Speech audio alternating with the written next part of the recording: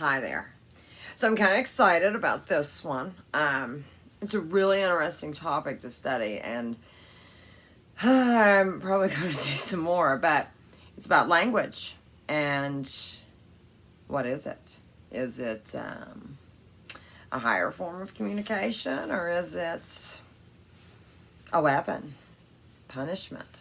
Who knows? Let's see what we find, though.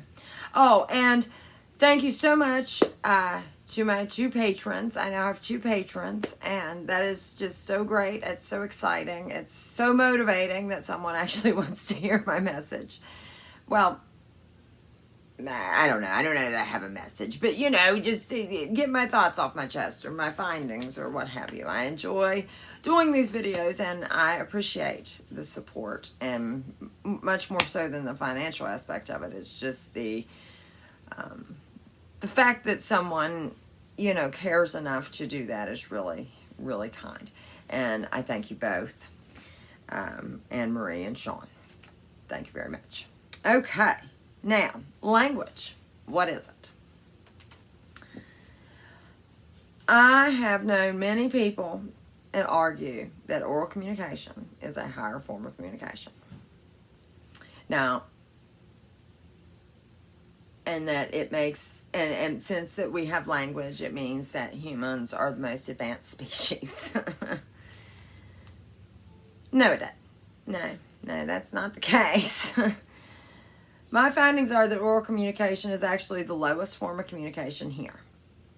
All other living creatures here are telepathic, or they communicate without they communicate silently in some fashion. For example, trees use their root system to communicate with one another.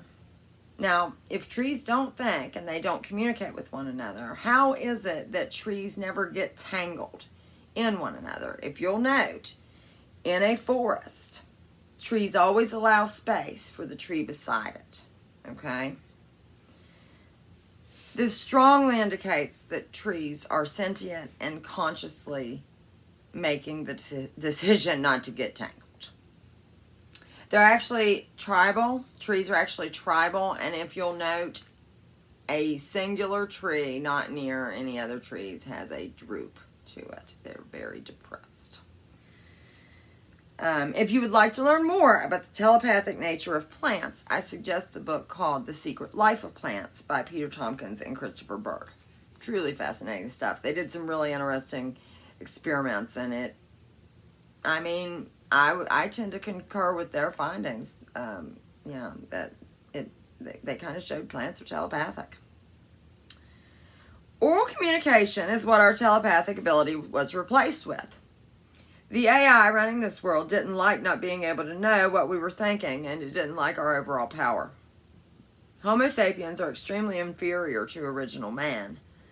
Humans used to have 12 strands of DNA, not just 2. The junk DNA that scientists term junk, that's nonsense. It's not junk. It's far from it.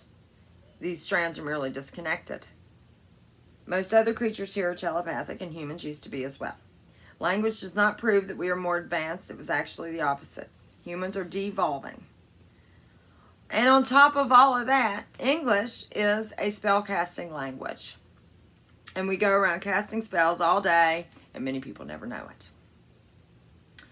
Words are not just elements of speech or writing. Words can be used to strengthen the effect of magic. When spoken out loud, words become frequencies. Frequency can be used to direct and control energy. Most people will laugh at the idea of magic being real, but if they only knew what magic really is and how it's being used to control them, they would not be laughing. Magic runs this world. And until one comprehends exactly how magic is used to control him or her, he will never truly know how the world actually works. The controllers of this realm are well aware how magic works. That's why the Rothschilds have their own coven called the Golden Dawn, which they personally pick their own magicians, by the way. And this is why the elites are sometimes referred to as dark magicians. These elites use magic for power and nefarious purposes. This entire world is energy. If you examine physical matter on the molecular level, you'll discover that even it is all energy fields. Physical matter doesn't exist. If you learn how to control and direct energy, you can become extremely powerful. Why do you think controllers, the dark magicians, are so obsessed with magic and energy? The reason that religious programs are full of magic ritual, procedure, and spells, yet the book preaches against the use of magic, is because the controllers who wrote these religious programs do not want us learning how to use their art of magic against them. What they think is their art, but it was around long before them. Okay, sound is able to direct energy. See, every time I make a video, I itch. Sound is able to direct energy for the reason that it carries certain frequency patterns that attract energy to flow in a controllable manner. Furthermore, sound is one of the natural forces used by nature to create crystalline structures and sacred geometries, which are some of the building blocks of matter. Since words can be used to direct energy and produce magic effects, words can be even more powerful than swords. When you move the letter S in the term words to the front of the W, you get the term sword. That is not by accident.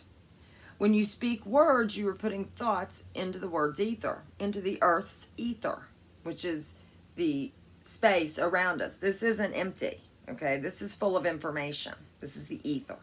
And this was proven in the, is it Michelson and Morley experiments? I believe in the late 1880s. And then the mainstream worked very hard to discredit those people, but those experiments are solid, from what I can tell. Okay. If you are unaware and say certain words together, you were spellcasting without ever knowing. Many words in the English language are carefully designed and put together in a way that produces magic effects, allowing the dark magicians to use these words to trick you to play their con game, designed to exploit humanity. Is this hard for you to believe? Keep watching. If all you do is look at the common definitions of a word, you will never know the deeper meanings of language.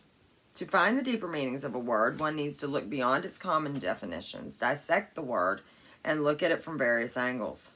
One should use an etymology dictionary to find the origins of the word. Once you find the origins of a word, the true meanings and intention, oftentimes, of the word become noticeable. If you investigate a word, do not only look at its definition, but its origins, prefixes, suffixes, and other words that sound similar to it.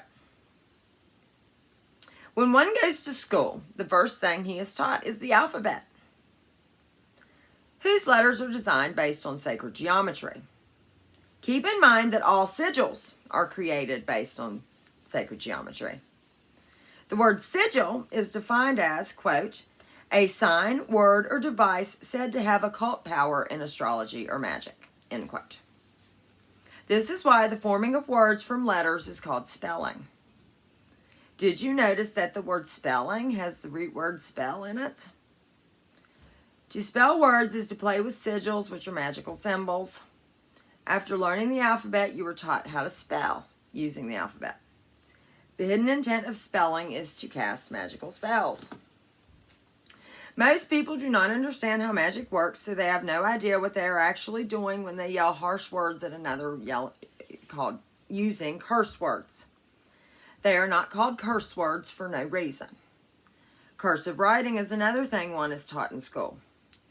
There have been rumors for years that cursive writing is no longer taught in American schools, but that is a lie per my experience. Both my son is taught it and my daughter it's on her curriculum this year.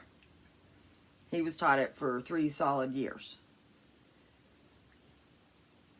Now, my son does say that his school has removed all analog clocks for children no longer know how to read them. They've replaced them with all digital clocks instead of teaching them how to read an analog clock.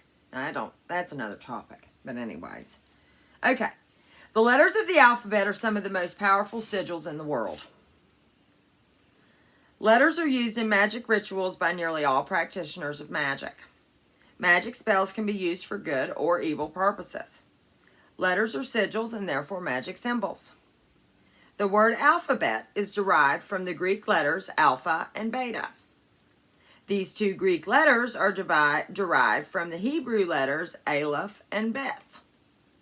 Aleph means strength or man, and beth means house and is a metaphor for the womb. The letter aleph is strongly associated with the words father, man, and male. And the letter beth is strongly associated with the words mother, woman, and female. Which in magic, male is positive, female is negative. Male is good, female is evil, by the way.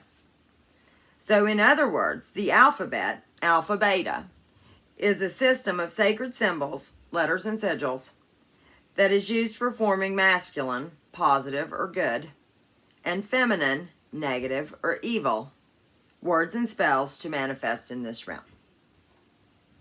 The main reason the controllers want us to learn how to spell correctly is to make sure that each letter or the sacred geometry is arranged in the same way every time. This helps strengthen the magical effects of certain words. Magic involves ritual and proper procedure, so if there's a bunch of incorrect spelling, the spells aren't going to work. They aren't going to work right. To make sure that children can spell words properly, there are spelling programs and contests such as spelling bees. These spelling programs and contests are used to train children to be good spellers and spellcasters.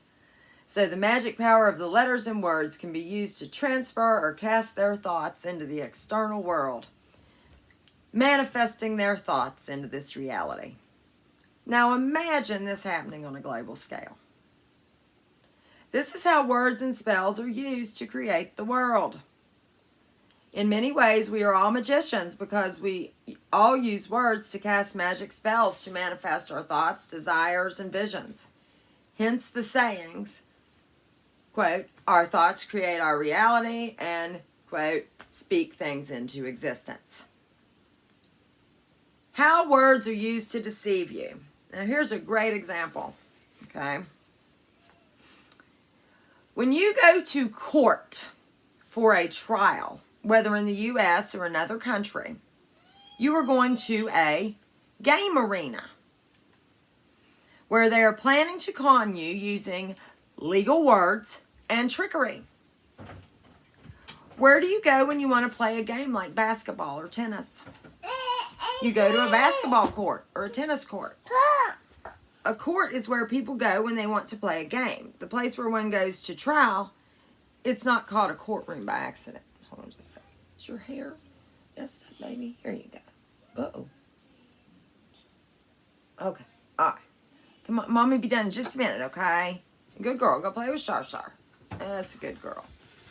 Oh, thank you. That's nice. Okay. A court is a game arena to play legal word games. This is why a judge is occasionally called an administrator. The judge is there to administer or manage the rules of the game in the court/game arena. This is why the meeting between the plaintiff, the defendant, and the judge is called a trial. The word trial is try out. The plaintiff and the defendant are at a tryout to see which player is better at using words to convince the judge to pick him as the winner of the game. The good news is that if you know how court games really work, you can take control of the game. Most men and women do not know how court games work, so it is not hard for the judge to trick them to agree to be a legal person. This trick is often done by tricking the defendant to agree to be his or her legal name.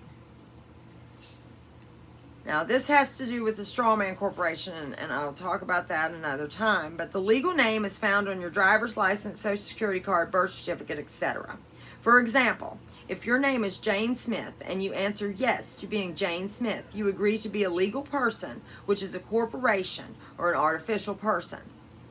And it has to be in all caps when it's Jane Smith in all caps, okay? This puts you under the jurisdiction of the legal system. You may not know about the legal name game, but ignorance is no excuse according to their law. If you were to not answer yes to being Jane Smith, and instead told the judge that you are not a legal name, legal person, but a living man or woman, then it would be a whole different ball game. Like any game, you better know the rules before you agree to play, though. Otherwise, you have very little chance of winning. Court games are serious games because real people will go to jail. I will discuss this more in a video about strawman corporations, but the birth certificate creates a strawman corporation. The birth certificate operates as a warehouse receipt and declares you to be a legally dead debt slave. This is why all court documents will always come in uppercase letters. The uppercase letters is what identifies your strawman. Your legal name is in, or your actual living name is in upper and lowercase letters. There is a way to dissolve the strawman corporation, but it's a lengthy process, and it involves dissolving your citizenship as a United States citizen and becoming a sovereign citizen, which means that I don't know. I mean, if you need any assistance for anything, you're out. I mean, you could never use the system for anything, which, is fine if people are prepared. I mean, this whole thing, it just makes me so mad. Okay. All right. But if you are too scared to play the game in court by yourself and hire an attorney, do not have too much faith in that, for a huge percentage of attorneys and judges are members of the con game. Attorneys are not really there to help you because they are officers of the court. Their allegiance is to the court, and their job is to create revenue for the court. Bar means British Accredited Regency. Bar attorneys are foreign agents. They are agents of the Crown Temple, which is controlled by the Vatican. All licensed bar attorneys in the United States owe their allegiance and give their solemn oath in pledge to the Crown Temple. This is a requirement to be a member of the Bar Association. Nearly all the courts in these countries are operating under admiralty law and maritime law, which is the law of the sea, not constitutional law or the law of the land, which is the Constitution and the Bible, if I'm not mistaken. This is why judges do not want to hear your arguments about constitutional rights in court. American court system works on maritime law. The law of the land and the Constitution have very little power in the court con game. Okay, now here's a list of interesting words that I've just recently been compiling. We've got weekdays. You are in a week. Days, W-E-A-K, days. And then the weekend, you are weakened by the weekend. You're weakened. Human, as H-U-E, man, as in hue, man, as in color, man. It has to do with us being non-physical energy and how the hues of light, become a rainbow and show different colors in a prism. I don't have the proper wording here, but it has to do with colors being in our aura. We are humans. We are light beings. Okay. Forest. For rest. If we truly want to relax, we need to get close to nature. Good morning. Well, it's like morning. M-O-U-R-N-I-N-G. I wanted to look up more on that one because I've seen a better explanation, but I just didn't have time. I wanted to get this video done. Okay.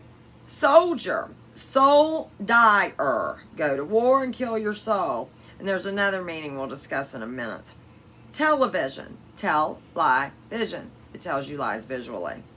Parents. The parents. The pair, they rent back their children that they sold to the government with the birth certificate, which is their warehouse receipt for the sale. Cells equals prison cells. The human body is a prison, and we're also made of cells.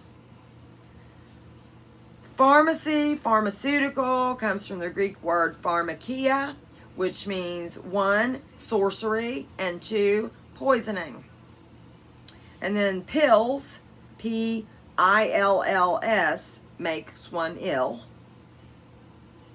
The good versus evil, God versus the devil, all that stuff, that's all the human ego program that creates the need or desire for a higher being, because the human mind, the ego, like, if they can, like, the human mind has a problem with not being able to comprehend something a lot of times if one is really stuck in the avatar. Now, once you have an ego death and get out of the avatar, you're okay with not knowing stuff. It's cool. It's like, I'm just, yeah. Okay. Now, religion was created by the Draconians.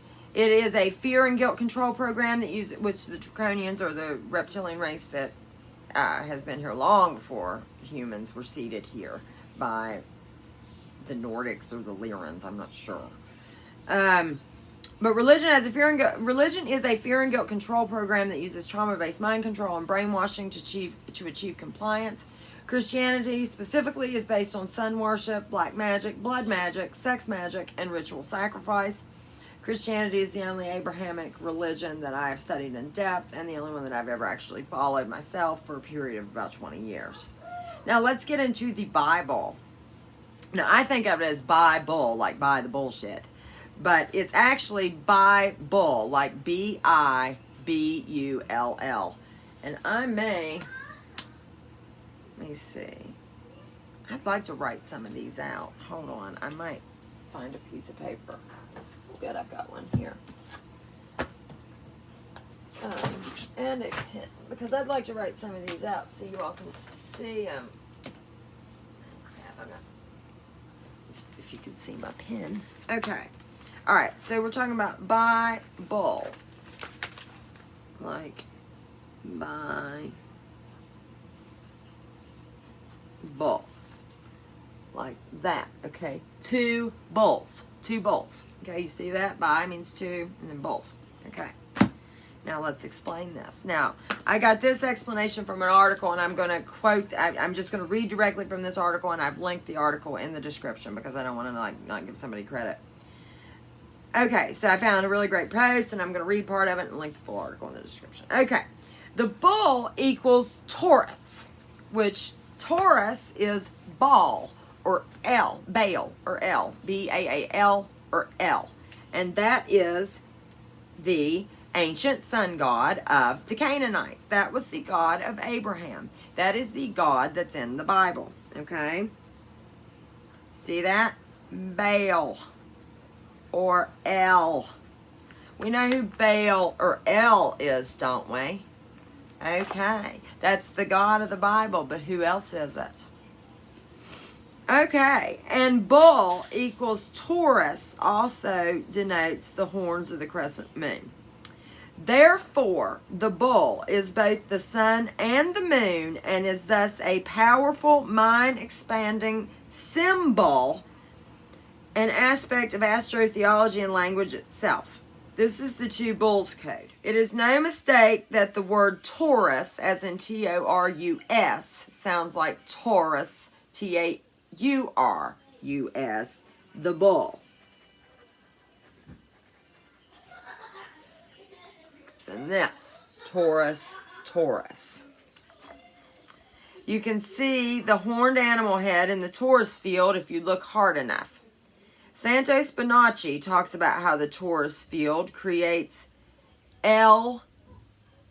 electricity, which is L, has L in the beginning. The only true force this universe uses, which is true, electricity. And then, so your elite, E-L-I-T-E, your elites are worshiping Satan, who is really Saturn L, Old Man Kronos, who is also Baal, or El, who is also the God of Abraham. God and Satan are the same in the Bible. Those are the two bulls.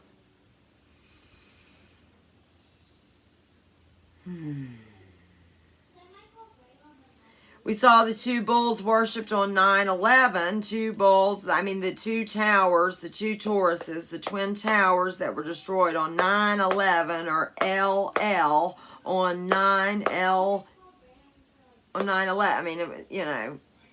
The response from 9/11 was to go to war by sending out soldiers or sun-deers who ritualistically die for the sun god Baal. This is why they have to be adorned with these symbols. And notice how they like to start wars in the springtime. Aries, which is the birth of the sun in the zodiac, and the time that the ancient cultures would make blood sacrifices to the earth to appease the fertility gods for a good harvest year. Often a bull or a goat was sacrificed.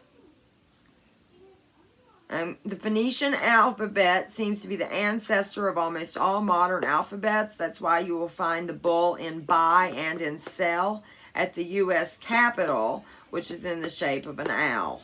Owls are always connected with clocks because they both represent Saturn, Old Man Time, the Grim Reaper.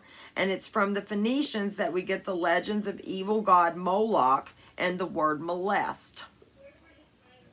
Now, owls or Els or Elohim are always worshipped in a temple.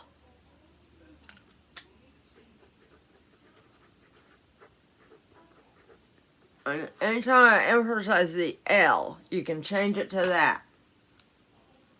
Like the temple of Solomon, sun and moon, Solomon, sun and moon. And the ancient Hebrews prayed to Yahweh. Yah is Egyptian for moon.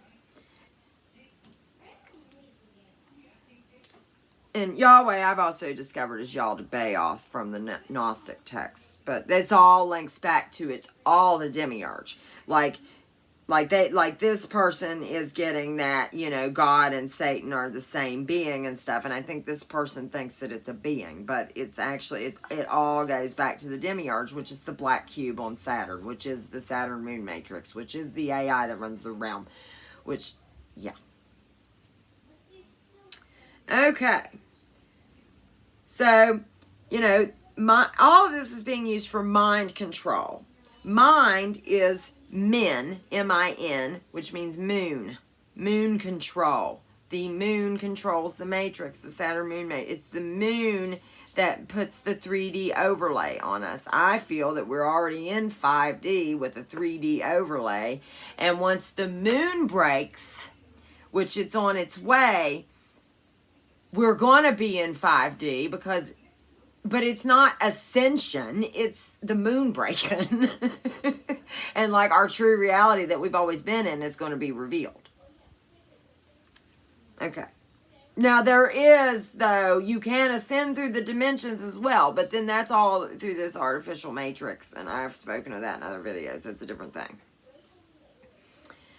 Okay. So when a couple, C-O-U-P-E-L, wants to have sex, they get horny, like the horns of the bull god Taurus, or they might get randy, like a goat. Sex is sometimes considered a sin because the word sin comes from the moon, and the moon is synced up with the female ovulation cycle. You know, there are ancient legends in Africa and South America that purport a time before the moon. And one of the things that they allege is when the moon got here, that is when women started menstruating. That is when all of the life shrunk, and just they just describe complete chaos. I can't remember. It's like Zulu legends. There are a few of them you can find. I advise DuckDuckGo, not Google. Okay. So the moon is intricately connected to fertility, and you know, the moon stone, by the way, moon stone is the fertility stone. The moon is intricately connected to fertility, and now you know why it is called a clitoris. Again, Taurus has to do with the bull. Why is this the root of so many words? Well, in astrology, the moon exalts in Taurus and Venus is the ruler. Notice both planetary bodies are feminine, but Baal, or El, the bull god, is definitely male. So you can see the sharp duality here. The two bulls contrasted on a knife's edge of red and blue, male and female, sun and moon, good and bad. Now, the one thing that I find interesting is the god Janus is the god of duality. And Janus, you can find a lot of things that are dedicated to Janus, but not so directly. I mean, you've got January, and then Janus is allegedly a moon of Saturn.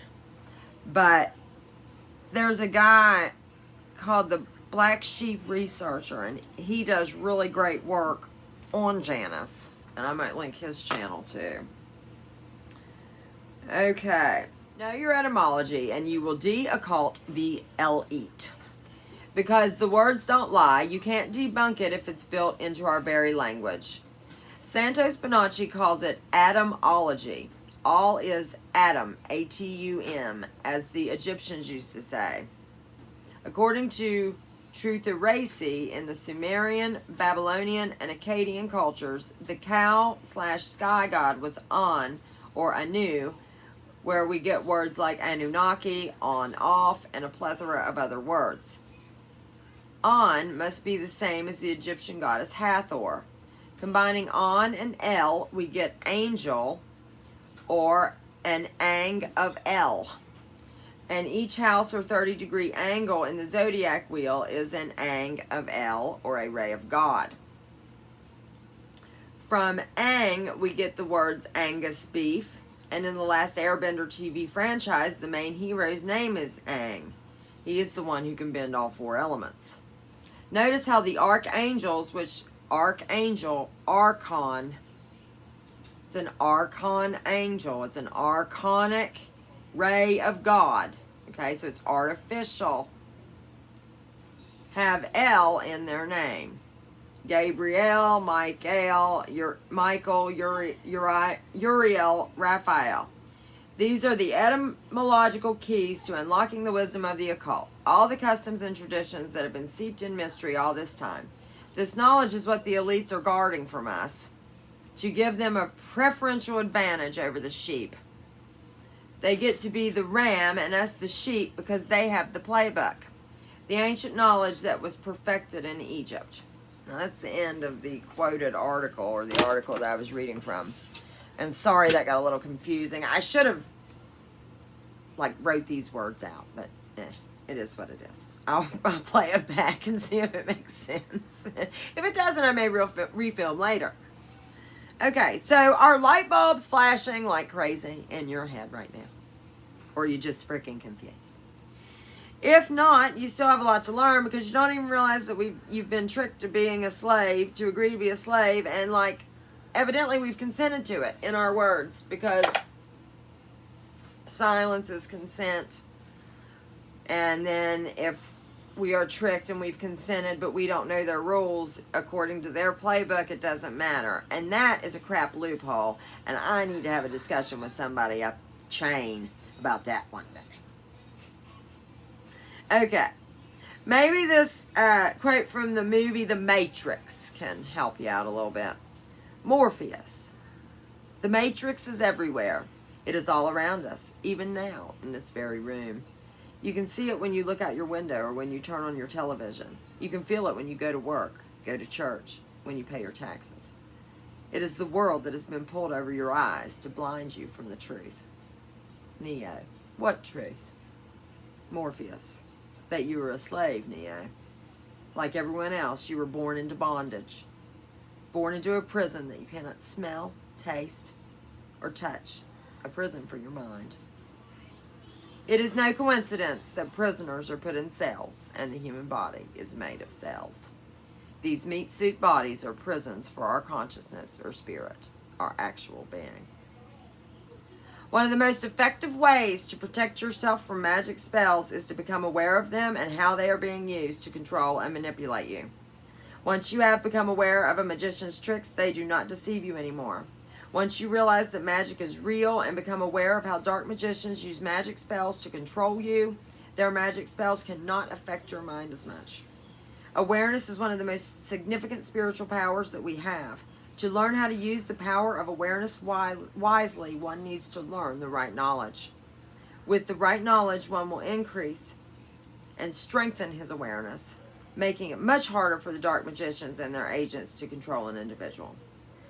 because you now know how magic affects you. The next time you make a wish using words or yell at someone using curse words, you may want to think twice before saying those words. Like they say, be careful what you wish for. And I'd just like to end this with, if you are somebody that, for whatever reason, wants to work with unseen energies, that's great. Maybe you have a psychic ability, maybe you're interested in witchcraft, maybe you want to do divination, maybe whatever it is. Please be advised that unless you set an intention on who and what energies you are willing to communicate with, you are opening yourself up to any and all energies. And this is a spiritual war. We have been at war for millennia, and there absolutely are malevolent energies. And if you find that, like, you're getting, say, internal messages and like you follow exactly what they say and it blows up in your face, that's a negative attachment, that's a negative energy.